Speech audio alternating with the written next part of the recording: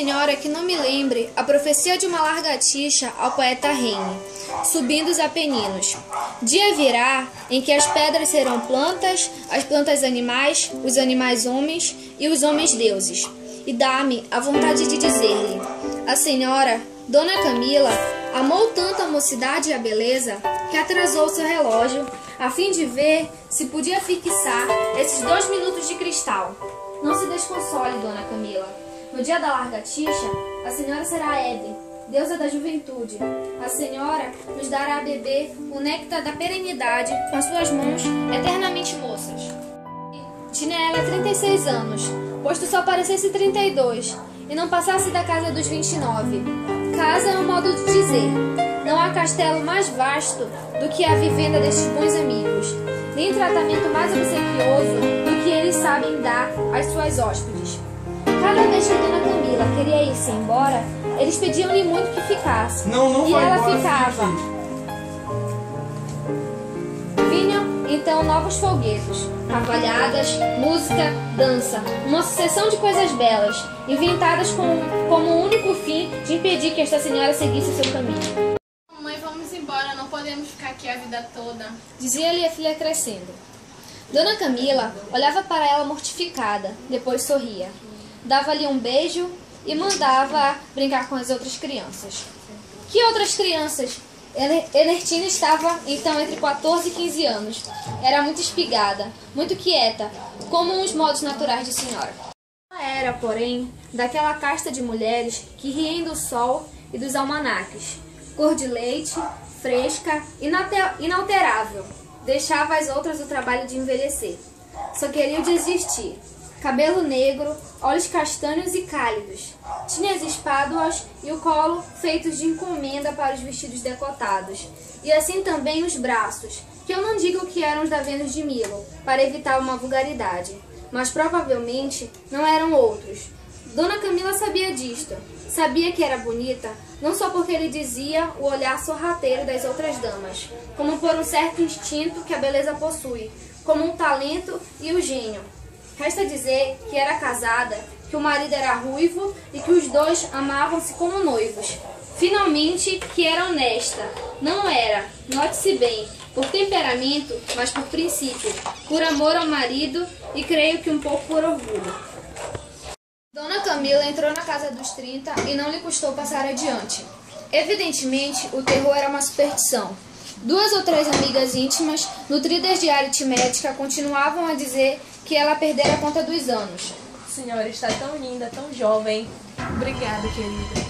Não advertiam que a natureza era cúmplice no erro e que aos 40 anos, Dona Camila trazia um ar de 30 e poucos. Restava um recurso, espiar-lhe o primeiro cabelo branco. Um fiozinho de nada, mais branco.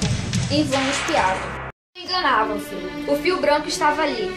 Era a filha de Dona Camila que entrava nos 19 anos. E por mal de pecados, bonita. Dona Camila prolongou quanto pôde os vestidos adolescentes da filha, conservou-a no colégio até tarde, fez de tudo para proclamar-a criança. A natureza, porém, que não é só imoral, mas também lógica, quando sofreava os anos de uma, afrouxava a rédea aos das outras. E Enertina, moça feita, entrou radiante no primeiro baile. Foi uma revelação. Dona Camila adorava a filha. Saboreou-lhe a glória a tragos demorados. No fundo do copo, achou a gota amarga e fez uma careta. Chegou a pensar na abdicação, mas um grande pródigo de frases feitas disse-lhe: Você parece irmã dela mais velha. E o projeto desfez-se. Foi dessa noite em diante que Dona Camila entrou a dizer a... Um dia, poucos meses depois, apontou no horizonte o primeiro namorado. Já. Dona Camila pensara vagamente nessa calamidade, sem encará-la, sem aparelhar-se para a defesa. Quando menos esperava, achou um pretendente à porta.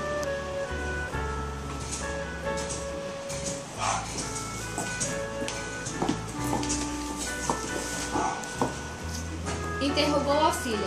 Descobriu-lhe um alvoroço indefinível, a inclinação dos 20 anos, e ficou prostrada. Casá-la era o menos, mas, se os seres são como as águas da escritura, que não voltam mais, é porque atrás delas vêm outros, como atrás das águas outras águas, e para definir essas ondas sucessivas é o que os homens inventaram este nome de netos. Dona Camila viu iminente o primeiro neto e determinou adiá-lo. Está claro que não formulou a resolução, como não formulará a ideia do perigo. A alma entende-se a si mesma. Uma sensação vale um raciocínio. As que ela teve foram rápidas, obscuras, no mais íntimo do seu ser, de onde não as extraiu para não ser obrigada a encará-las. O que você achou de mal no Ribeiro? Perguntou-lhe o marido uma noite à janela. Sei lá, ele é meio esquisito, com o nariz torto, meio feio. Disse Dona Camila. Mal. Você está nervosa. Vamos falar de algo diferente. Respondeu o marido. E depois de olhar uns 2 minutos para a rua, cantarolando na garganta, tornou ao Ribeiro, que achava um genro aceitável, e se lhe pedisse Ernestina, entendia que deviam ceder-lhe. Era inteligente e educado. Era também o herdeiro provável de uma tia de Cantagalo. E depois tinha um coração de ouro. Contavam-se dele coisas muito bonitas, na academia, por exemplo. Dona Camila ouviu o resto batendo com a ponta do pé no chão e rufando com os dedos a sonata da impaciência. Mas quando o marido lhe disse que o Ribeiro esperava um despacho do ministro de Estrangeiros, um lugar para os Estados Unidos, não pôde ter-se e cortou-lhe a palavra. O quê? Eu me separar da minha filha? Jamais.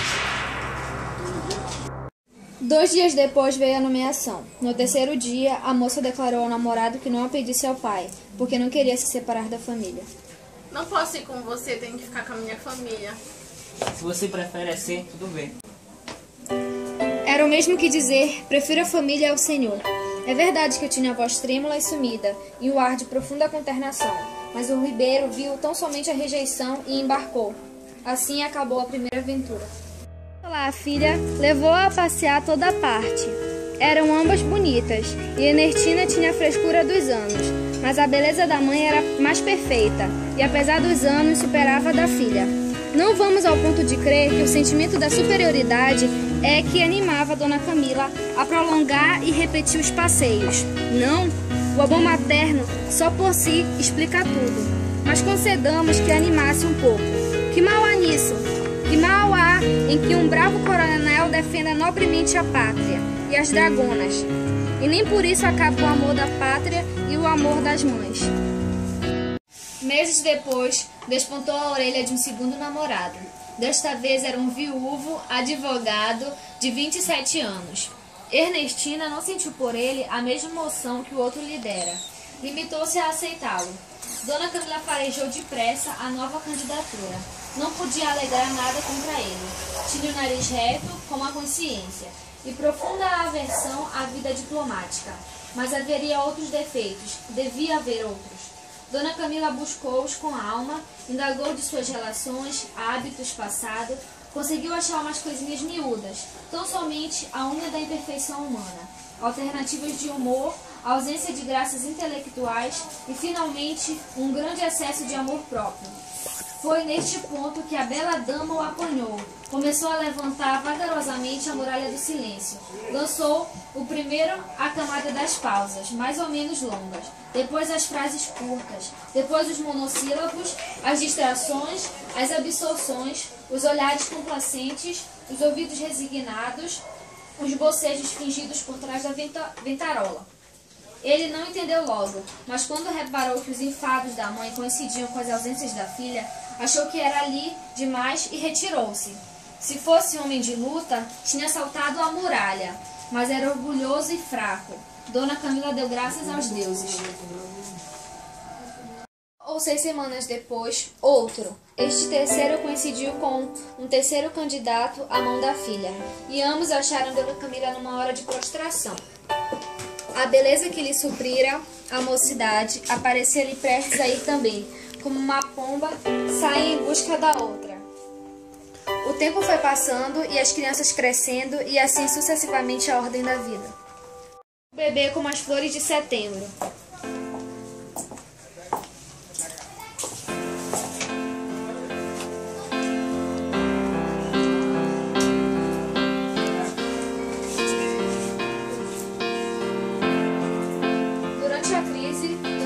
Só teve de pensar na filha.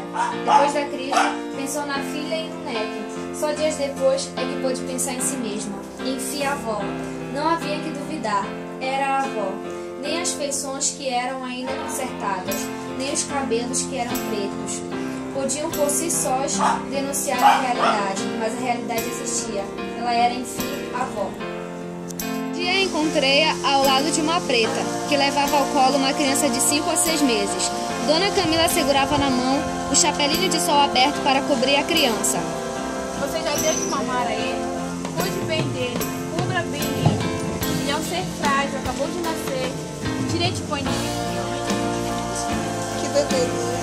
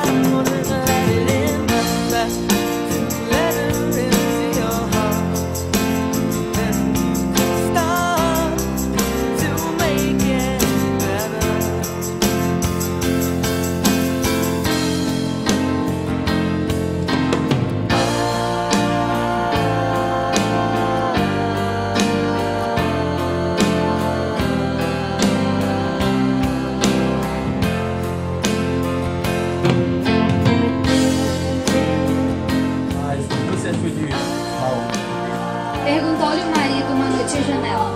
Ai, sei lá, achei ele meio estranho, o nariz dele meio torto, meio feio. Disse Dona Maria. Dona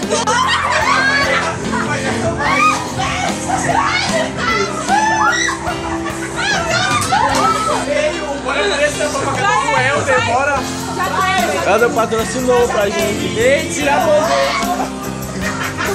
Cadê ele? Tá aí, bora aparecer na filmagem.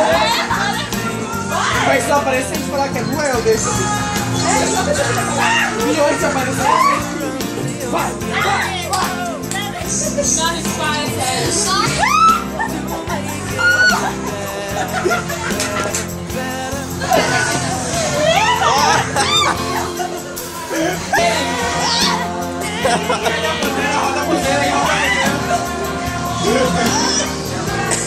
Vai, Marica, vai rodar a bandeira.